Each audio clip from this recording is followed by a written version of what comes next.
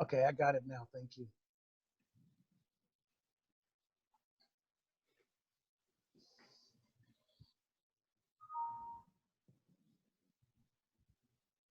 The one thing this Zoom thing does allow is me to actually know your first and last names. Some of you I've only ever recognized faces.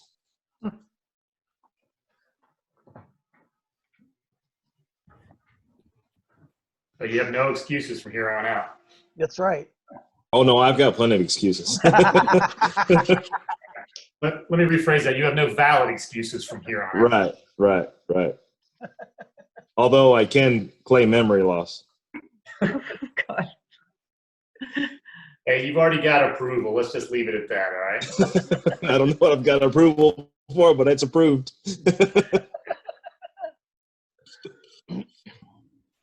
All right, is there anyone else that's trying to record that can't? I'm good. Yeah, I'm not having any luck either. Me neither. I don't know how exactly. Claire, I said to you, you're good, so I'm just working through it here. All right. Greg with Drive Truck. I've lost the picture.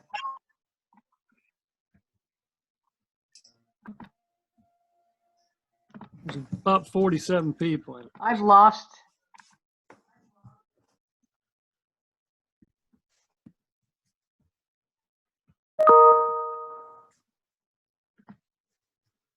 You've got mail. No, I tell Jackson to turn that off. Mom, hang up the phone. I'm on the internet. You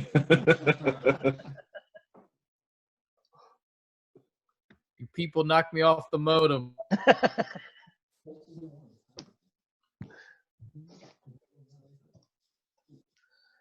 Almost there, guys, and we'll start.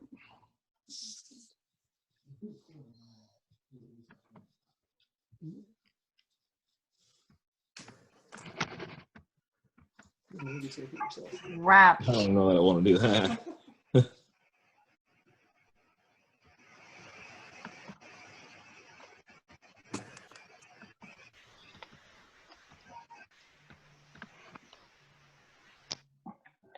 You got an opening act or anything, Ryan? Yeah, I was just thinking about this backdrop that I've got here. I can't tell if it's the sunrise or the sunset. So if I get up and turn around, you'll know that it would be sunset. All right.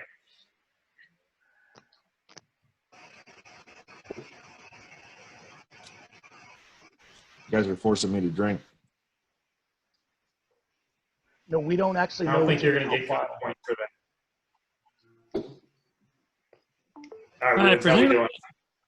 If there's anybody else that can't record, send me a private message and I will fix it. All right, let's get started here.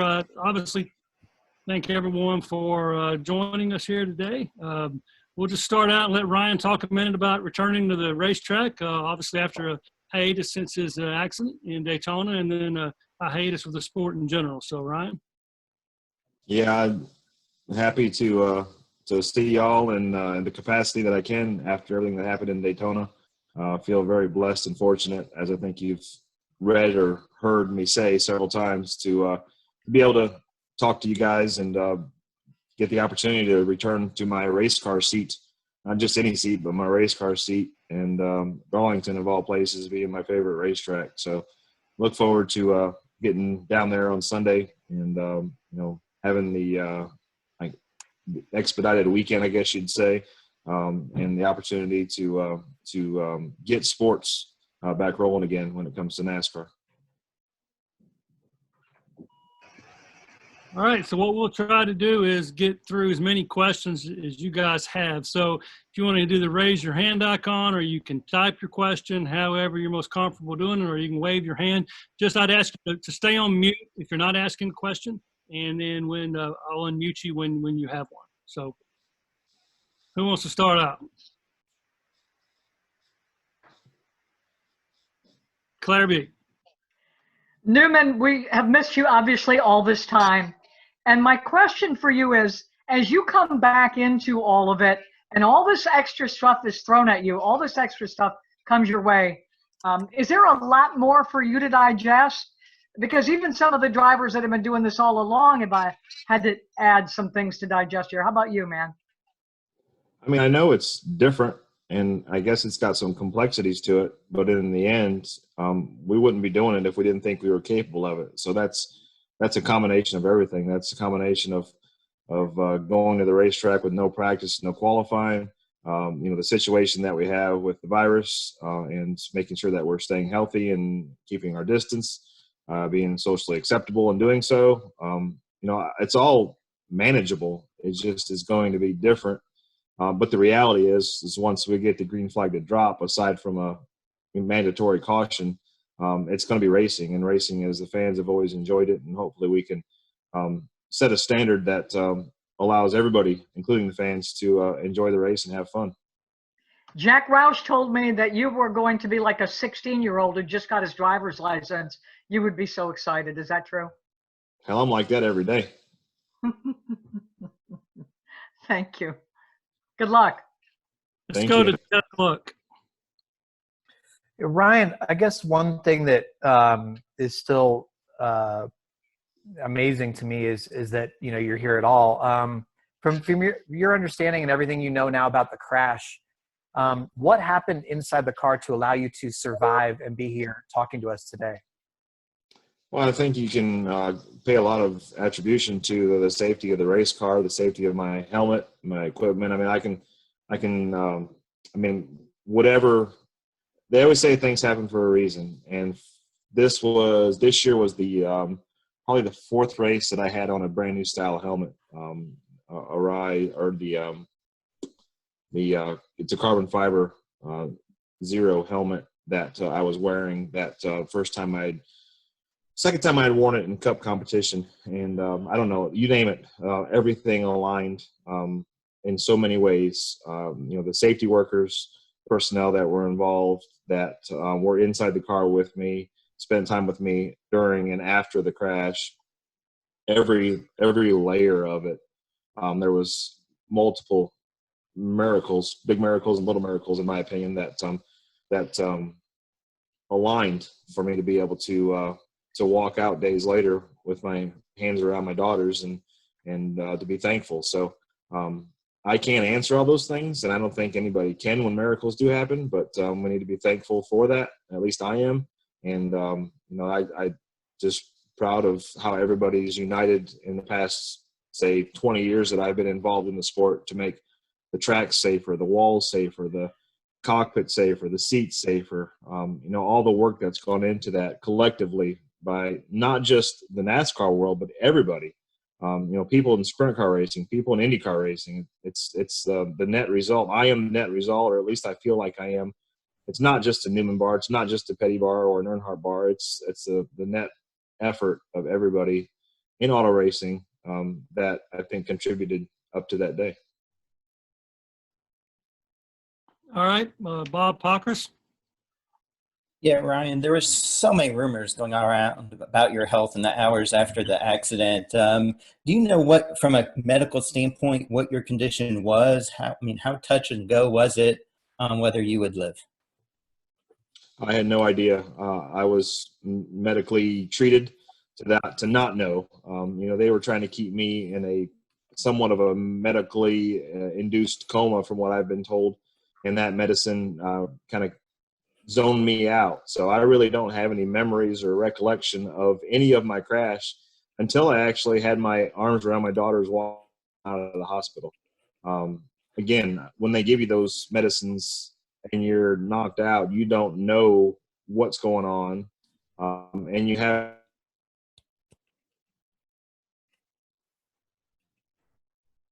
I was able to walk out in the condition that I was.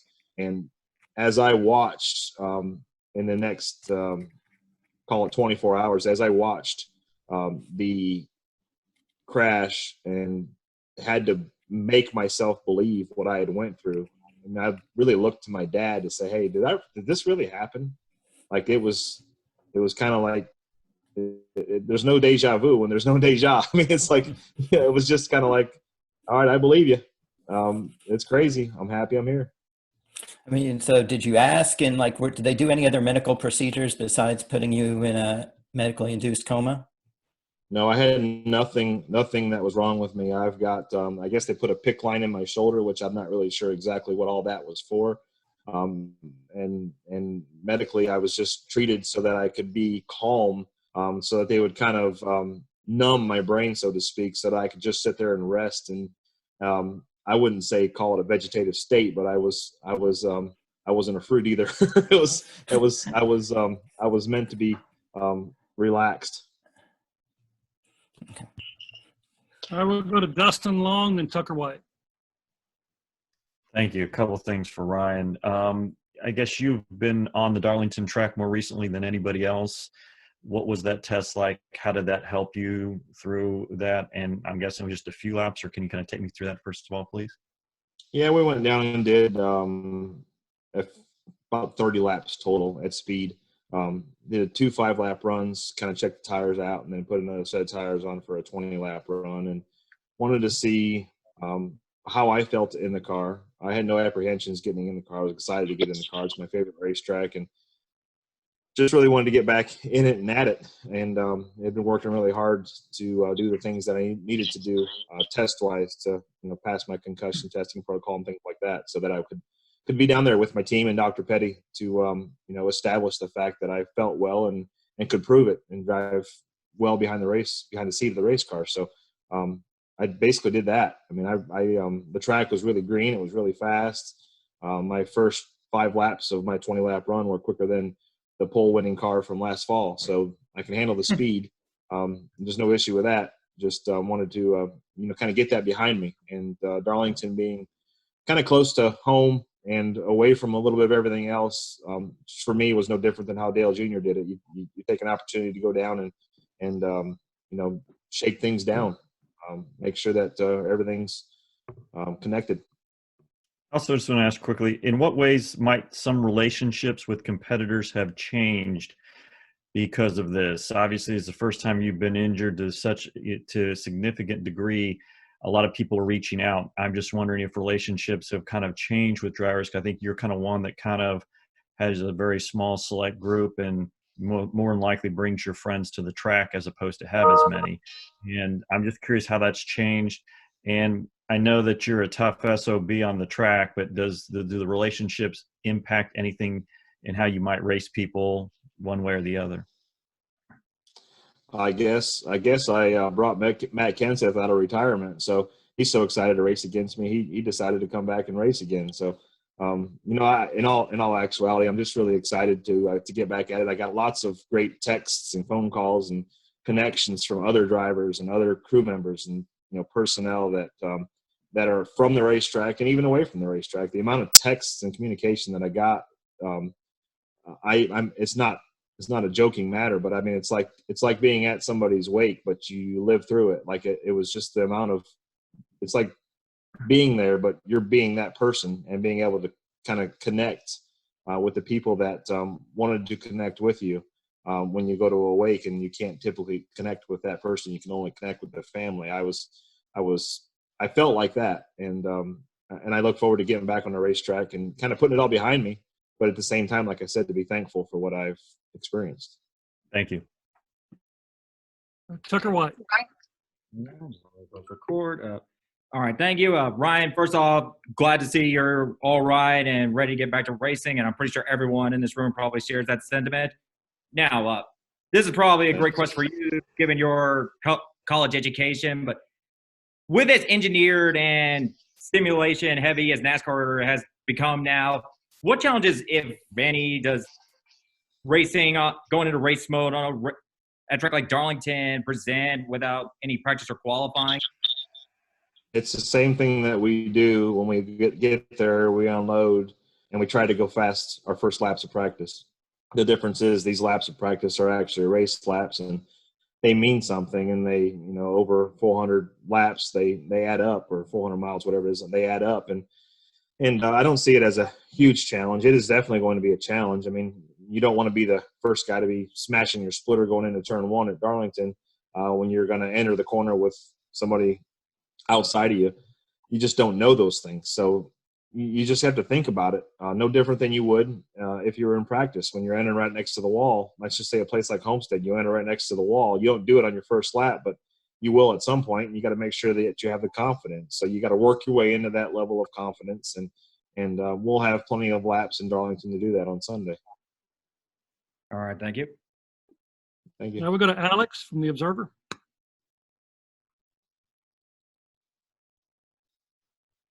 There we go. Hey, Ryan, it's good to be talking to you right now. I actually have two quick questions. One, I know that, you had mentioned that you had a bruised brain after the fact, but I'm curious what kind of the official medical ruling was that? Did you have a concussion, or what was like the official diagnosis? I can self-diagnose myself, right? There was a little bit of confusion, and I've had doctors tell me that I had a concussion, and then I talked to other doctors that said I didn't have a concussion. Then I went back and talked to the same doctor that said I had a concussion. He says, no, you really didn't have a concussion. What you had was this. And that's why I put it kind of in layman's terms of having a bruised brain, because everybody knows what a bruise is. You can't see a concussion, right? It's just a medical diagnosis. But a bruise you can see, and the part of your brain, or the fact that my brain was injured, I guess, in this accident to the point that it knocked me out, and I don't remember the actual, parts of the accident that day, tells me that something happened, right? So I kind of self-diagnosed myself with that bruised brain, because the reality is you need to give time for a bruise to heal, and that's what I needed, was time for my brain to heal. And I've really felt completely normal since, I guess, in the last 8 weeks, no problem, no question. But that doesn't mean that I was. And that's why when it comes time to having a bruise heal, especially when you can't see, you have to be extra careful. Yeah, and then my second question is, you mentioned that moment when you were walking out of the hospital with your daughters, and you sort of that was the first time that you were able to recollect what happened. I mean, what do you remember from those final moments, I guess? And have you been reliving that experience a lot? I think that's the part for me that makes me feel how special it really was, the miracle part of it, because I don't remember anything about being in the hospital. I couldn't tell you who came to visit me. I couldn't tell you who was in the room, but I do remember putting my arms around my daughter's chests and walking out and holding their hands as I did that. And that tells me that God was involved. That tells me that I was blessed in more ways than one, and makes me so thankful for what I went through, and being able to, have the people around me that I love and trust afterwards. So I don't even know how to describe it more than that. It's just, I feel like a complete walking miracle. Yeah, thank you. All right, let's go to Greg Engel.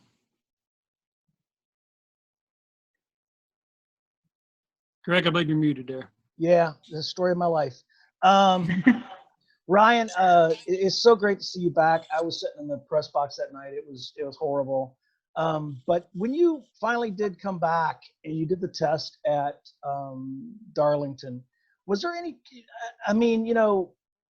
like jumping back up on the horse kind of thing, was there any kind of nervousness before you started the test? And do you think that doing that test at Darlington helped ease your nerves, so to speak, in coming back to racing and being able to go to what you call your favorite track this weekend? I actually felt just the opposite. I was so excited and ready to go and just kind of prove myself that I actually had to slow myself down and make sure that I didn't go out there and fence it on the first lap by trying too hard. So I never felt like I had to be apprehensive towards it, just other than the fact that I wanted to make sure that I didn't mess up my own test. I was there to prove that, I was valid in the seat again. And that made it a bit of a challenge for me personally, because it is my favorite racetrack. And when the track's green like that, you just want to go haul the mail. And I had to slow myself down for a few laps, like I said, and then everything was good. So, it'll be a little bit of that again when we go back on Sunday. But I'll have 39 other cars around me and somebody to kind of gauge off of too.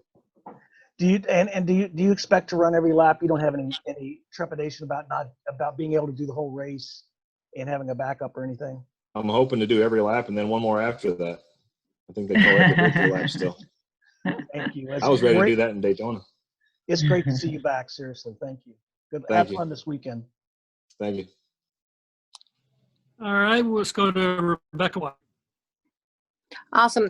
Ryan, thank you. It's a pleasure getting to talk to you. I want to, I don't know if you have already answered this, and I apologize if I missed it, but when the crash started, and was there any kind of a thought at that point? Did you, I guess, did it completely go blank, or did you have any thought in that? I've got two questions. And I guess, how excited are you to get back? You know, we've all been wanting sports, and so many of our sports have been on hold, and what an honor, and how exciting NASCAR, you know, to step out and to take the big leap. And, you know, all eyes are going to be on NASCAR, watching how it's done. And I know NASCAR is covering all of its bases, so to speak, making sure that, you know, that they go to all measures to keep the drivers and everyone safe. And how excited are you about that? I don't remember any part of the lights out in the crash. Like I really don't. I don't know how much of that was the crash, the impact, you know, part of whatever I had for an injury, or just the medication that went along with it. Again, I was kind of hung upside down in the car, and I know that I was fighting the medical crew there for a little while, and they kind of helped me out in more ways than one. But I really don't have any recollection of the last lap and everything after that until I walked out of the hospital with my daughters. And yes, I am excited. I'm super excited, not just for myself, but for our sport. I think our sport will hopefully lead by example of how to get the world, if not the United States, back on track and enjoy some of the things that we love, and give people some of that normalcy back that we haven't had for a couple months here. We need this new normal. We need this. I was fine with the old normal, but whatever the new normal is, we'll have to deal with it. Thank you. All right, let's go to Edgar Thompson. Excuse me, I was muted. Hey, Ryan, have you watched the entire race? And I know you're just happy to be healthy and where you're at now, but is there a level of disappointment with the way you were right there to win? I have not watched the entire race. I've actually been kind of saving that for a moment that'll be a little bit later in time here, because I don't remember the majority of the race. So I am still disappointed in the fact that I have seen the replays and know that I was that close to a second Daytona 500 victory. But that's just the way it works. I've always said in this sport, when you win a race one way, you will eventually lose a race that way. And I lost a race that way, so hopefully someday I can win a race that way. And you know, it's kind of like the what comes around goes around, and everything has a cycle. I've experienced that with, you know, rain-shortened races and winning them and losing them, so to speak. And I think that's just a part of what racing is. Why is Darlington your favorite track? I just like it because you run right up next to the fence. It's unique on both ends. It's very challenging. Just a lot of fun to actually hustle the car around there. Thanks for doing this. Yep, thank you. All right, let's go to Stephen Tarantino. Let's see. There we go. I'm just going to be unmuted. Ryan, you had after your accident at Daytona, there had been some talk of potential rule changes at Daytona and Talladega, and there were a couple of technical bulletins just released by NASCAR pertaining to those changes. How much input did you have into those changes, and what other suggestions would you have as far as race procedure, keeping cars from going airborne like yours did, things of that nature? Well, if you've been a part of our sport for the last 10 years, you know that I've been a big advocate for keeping the race cars on the ground, and that's always most effectively and things like that. So I would love to take all the credit, but I don't deserve all the credit when it comes to things from the past, like the Newman bar. That was NASCAR's development over a crash that I had. I believe it was in Talladega in like 2009, 10, or 11, something like that, when I flipped and landed upside down and my cage crushed a significant amount. they realized that they needed to make an improvement. They made it. They called it the Newman bar. I was literally just the crash test dummy that lived through it. But I also did have some input, and I've had some input post 2020 Daytona 500.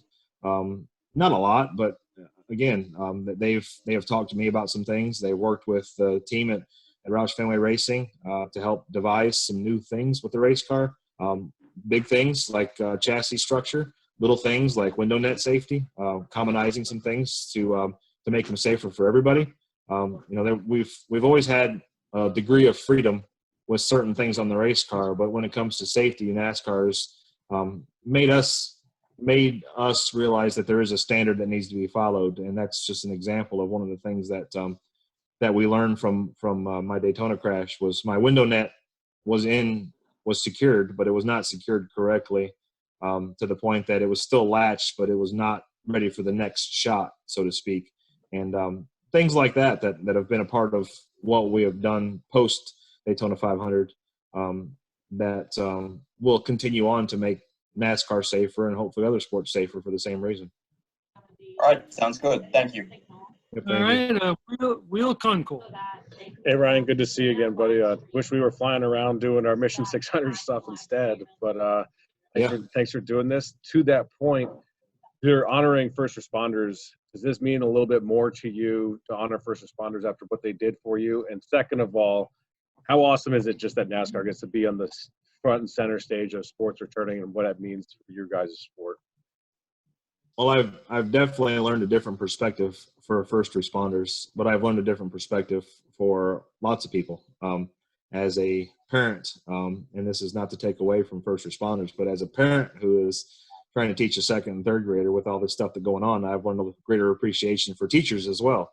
So I'm just proud to be in this position that I am, and be able to give thanks to the people that in so many ways help us, not just this weekend with the first responders to go along with the virus and the pandemic that's been a part of our world, but obviously as we get to Memorial Day weekend with the soldiers that we pay tribute to, past, present, and future, to give us the freedom in our country. So several different layers of gratefulness and thankfulness that NASCAR has always been proud to represent, and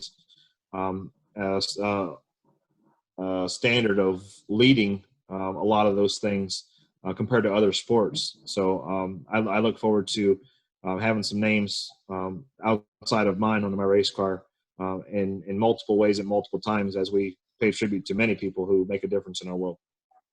And to that second question, just how awesome is it for NASCAR to be the front and center of, leading our way back, and NASCAR just getting all that attention that, they may not have happened with all the other stuff going on? Yeah, I mean, I think that it's great, the way the industry, the way the people, the teams, the sponsors, the broadcasting partners, the sanctioning body has all grouped together to make this their play, so to speak.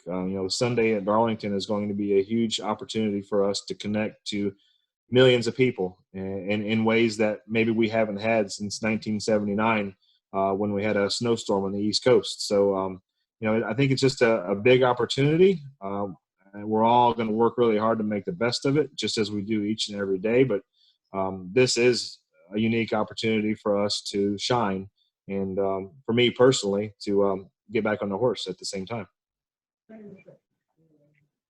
All right, Nate Ryan. Yeah, I have a question about Darlington, Ryan. I know that's you said your favorite track. I presume that's also part of your appreciation of history. Obviously, it's been around a long time. You've been around long enough to know that there was, at one point, it didn't seem like Darlington would be in NASCAR's long-term plans. And now it's kind of the epicenter of NASCAR for the next 5 or 6 days or whatever. What do you think it means for NASCAR, Darlington being its, one of its most historic speedways, to be in the middle of all of this? I think it's a great opportunity for Darlington, for the fans. We know it's kind of close to home. And like I said, it is one of my favorite racetracks, if not my favorite racetrack. I've always equated my favorite all-time racetrack, Winchester Speedway, to Darlington being the closest thing to Winchester in the Cup Series. So I've liked it for many reasons, as you said as well. The history of our sport. There was a point in time where we decided to step away from Darlington, and this is an opportunity to kind of come back and give it another shot in a different way, but all for the right reasons. Thanks. Thank you. Let's go to Matt Baker. Hey, Ryan, have you wrapped your head around the fact that there won't be fans, and what are your kind of thoughts on what that's going to be like? Now, when you're running 200 miles an hour, you can't look in the stands anyway. So I'm aware of the current situation, and I feel bad for the fans that they can't be there. But from a driver's perspective, until you're doing burnouts or donuts in Victory Lane, you don't have, at least I don't have, a mentality or a picture of fans or no fans in the grandstands. So, I wish that they were there. I completely do. And, that's a topic all in itself. But at the same time, it's an opportunity for us to connect to the people that are doing the right thing and being socially distant, staying at home and watching the race on TV. And I'm sure that the broadcast partners are all teed up and ready to do the best job that they can to make sure that they give the best broadcast that they possibly can to those fans. Thank you. Yes, Liz. Oh, hi. Thanks. Ryan, so glad to see you back. Thanks for doing this, Kevin. Thanks for arranging it. We saw the last 2 months, Ryan, in your various interviews, how many different hobbies and responsibilities you have between the farm and classic cars and your daughters. So I just wondering if you could distill what is so compelling about being behind the wheel that you really must be there on Sunday when obviously whenever you retire, you're not going to hurt for things to do. You have tons that you could do and would love to do. You're right. I've got a list of opportunities outside of racing, and I'm happy that I've been able to spend some time with my daughters. For anybody that actually, like you, has paid attention, we're getting really close on the Bill Elliott model that I was working on a month and a half or so ago. So hopefully we can get that all done before Darlington as well. But yeah, I enjoy the outdoor life. I enjoy farming. I enjoy my cows, the buffalo. Last week we had 3 buffalo calves, so that keeps me busy, just keeping an eye on them, making sure they stay inside the fence. But I really just enjoy racing. I've been a race fan all my life. My dad got me started racing quarter midgets when I was 4.5, and if you can remember before you were 4.5, you're a unique person. So I'm excited about getting back behind the wheel, and I have a goal in my life to be a Cup champion. And I feel like I'm with the team and have the opportunity to do that. And we were really close to proving and, securing ourselves a playoff berth in Daytona. And we have plenty more opportunities to do that before those last 10 races this year. So still riding that wave from the last 20 years, I guess, is the real answer. And when that wave hits the beach, I'll figure out what I'm going to do next. Okay, thank you. Let's go to Deb Williams. Hey, Ryan, it's nice to see you in person, so to speak. Thanks, Miss Deb. How are you? Fine, thank you. I apologize if this has been asked previously, but just as Claire got ready to ask her question, my computer switched to headphones, so I missed some of that. But number one was, did you pick where you did your test, or did NASCAR want you to do that before they signed off on clearing you to come back? And also, while your brain was healing from the bruise, were there special therapies or exercises you were supposed to do, or how did that process take place? Yeah, I think it was a collective effort, mostly NASCAR, to choose Darlington. I think it was a part of what had been done in the past. Dale Jr., I believe, to my knowledge, had spent some time down there after his situation a few years ago. So it's geographically close. It gave us an opportunity to kind of step away and do what we needed to do. So it worked out.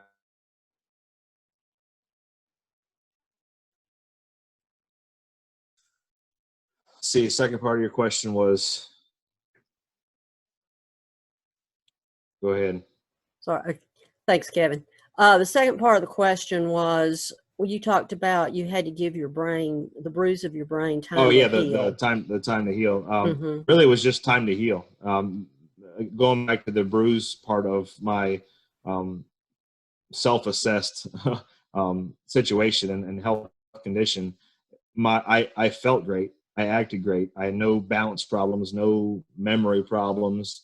I just needed to give it some time to really know that it was healed, at least healed to the best it could be.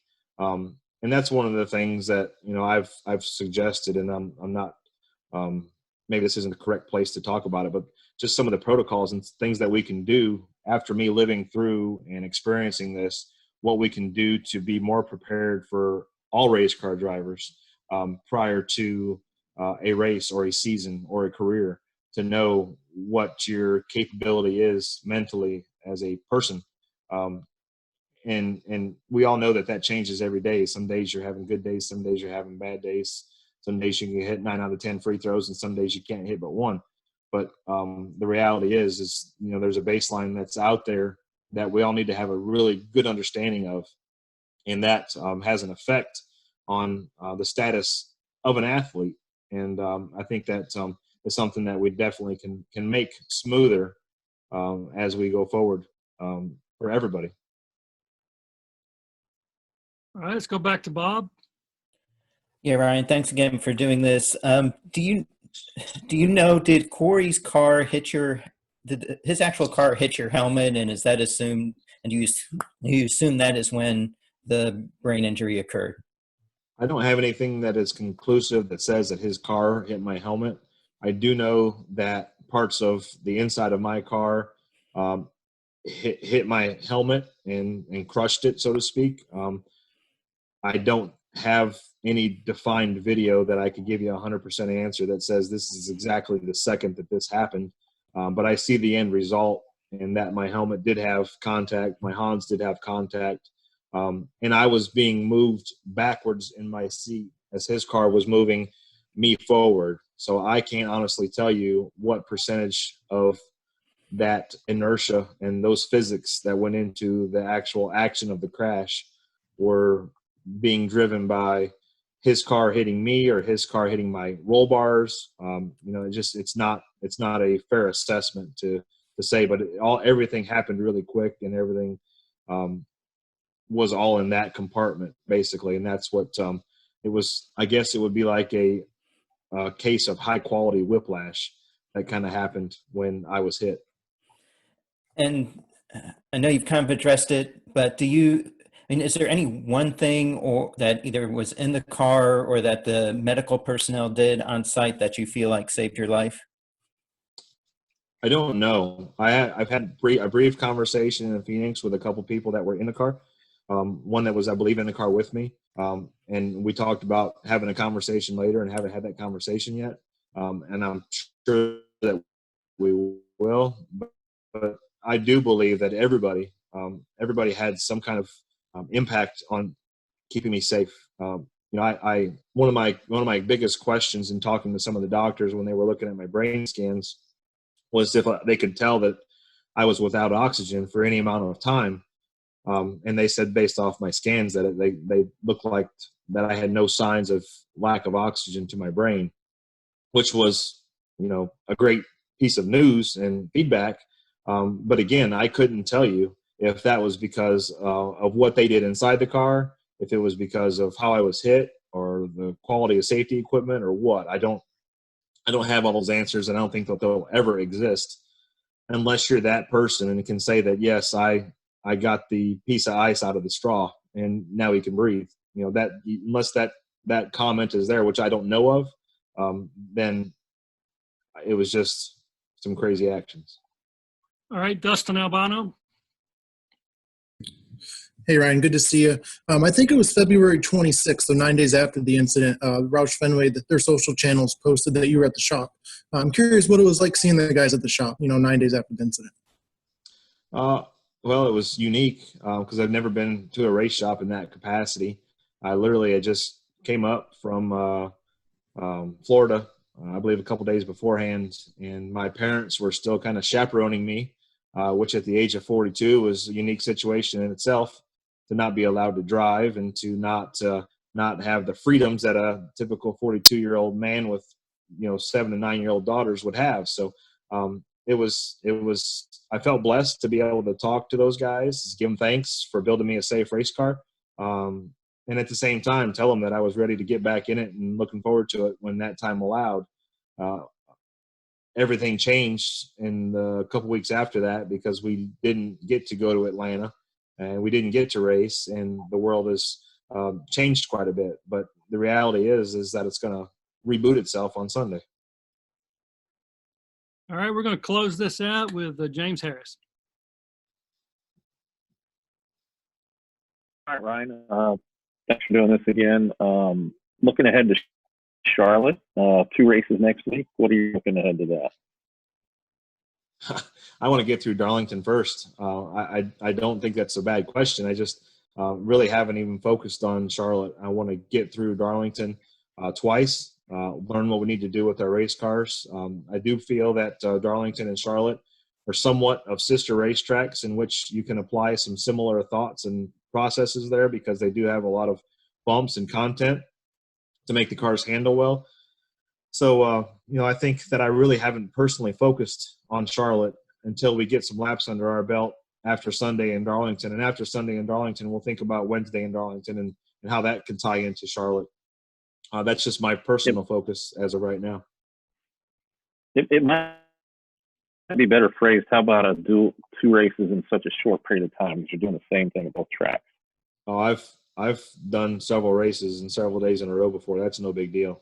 I feel like the way that the schedule is set, doing the one-day shows, we wouldn't be doing something that we physically weren't capable of or asked upon us by everybody that's involved. And that's from driving the race cars to the hauler drivers to the pit crews and everybody involved. So I think that that's not a big deal. It's not an easy task, but I don't think that that's insurmountable. All right, guys, we're going to have to come to a conclusion here. Ron has some commitments after this, but we want to thank everybody for joining us today. And we also really want to thank everybody for the patience and the professionalism of which you guys have handled the situation. We know that, it's probably not been any less difficult for you at times covering this than it has been for us. And we do appreciate, we don't have a single complaint out of anybody. And thanks again for being here today. And thanks for that. Thanks, Yeah, Ryan. Thank you. Thanks, everybody. I appreciate it. Thanks, Kevin. Thanks, Kevin. Thanks, everybody. Thanks, Ryan. Thanks a lot from friends. Take care, guys.